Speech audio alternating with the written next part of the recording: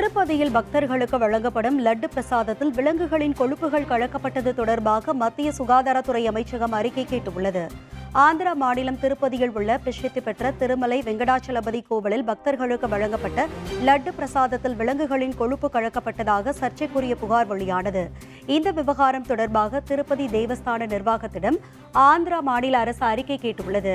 லட்டு பிரசாதத்தில் விலங்கு கொழுப்பு கலக்கப்பட்டது தொடர்பான ஆய்வக முடிவுகளும் சமூக வலைதளங்களில் வெளியான நிலையில் மத்திய சுகாதாரத்துறை அமைச்சகம் இந்த விவகாரத்தை கவனத்தில் எடுத்துள்ளது. மேலும் இது தொடர்பாக ஆந்திரா மாநில முதலமைச்சருடன் மத்திய சுகாதாரத்துறை அமைச்சர் JP நட்டா பேசியுள்ளதாகவும், லட்டுவில் விலங்குகளின் கொழுப்பு கலக்கப்பட்டது தொடர்பாக கிடைக்கப்பெற்றுள்ள ஆவணங்கள் மற்றும் தரவுகள் உள்ளிட்டவற்றை விரிவான அறிக்கையாக மத்திய சுகாதாரத்துறை அமைச்சகத்திடம் வழங்குமாறு ஆந்திர அரசுக்கு உத்தரவிடப்பட்டுள்ளது.